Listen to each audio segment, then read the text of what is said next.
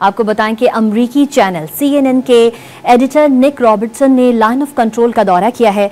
निक Robertson ने भारतीय फौज के हाथों जाली मुकाबले में शहीद मोहम्मद फारूक और मोहम्मद दीन के गांव का दौरा किया।